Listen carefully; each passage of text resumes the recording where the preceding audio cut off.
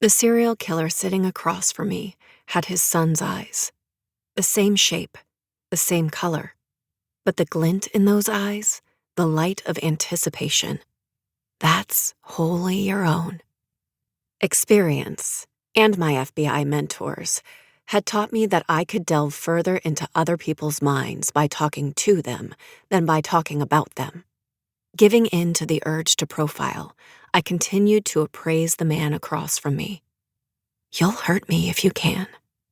I knew that, had known it even before coming to this maximum security prison and seeing the subtle smile that crossed Daniel Redding's lips the moment his gaze met mine.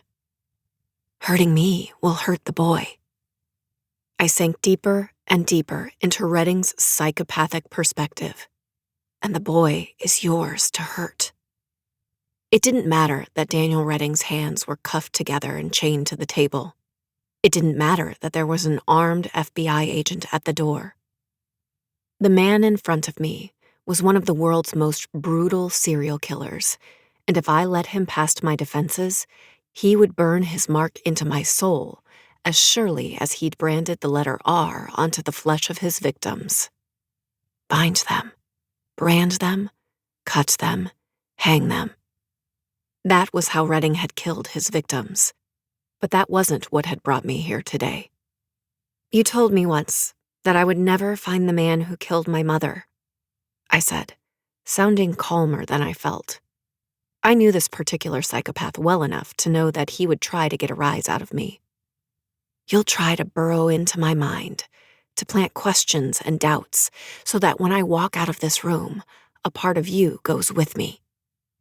That was what Redding had done months ago when he'd dropped that bombshell about my mother, and that was why I was here now.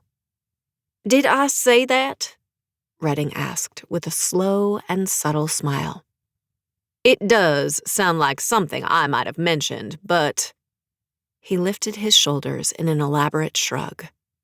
I folded my hands on the table and waited. You're the one who wanted me to come back here. You're the one who set the lure. This is me taking the bait. Eventually, Redding broke the silence. You must have something else to say to me. Redding had an organized killer's capacity for patience, but only on his own terms, not on mine. After all, he continued, a low hum in his voice, you and I have so very much in common.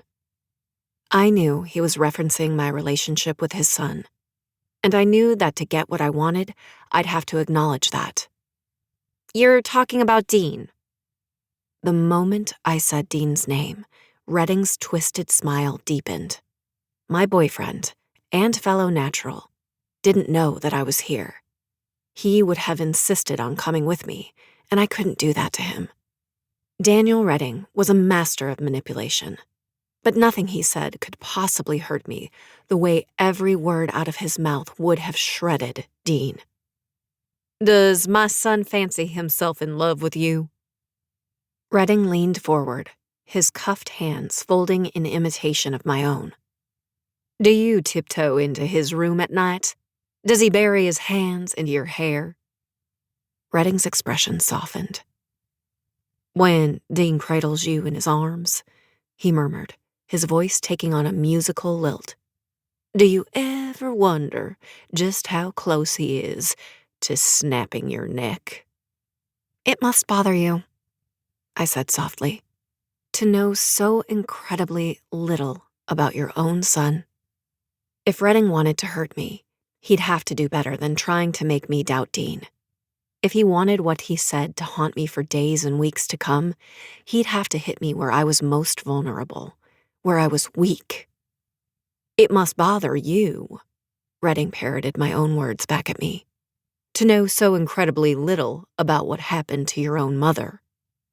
The image of my mom's blood-soaked dressing room surged to the front of my mind, but I schooled my face into a neutral expression.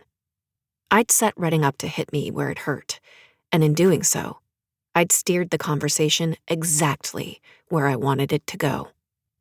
Isn't that why you're here?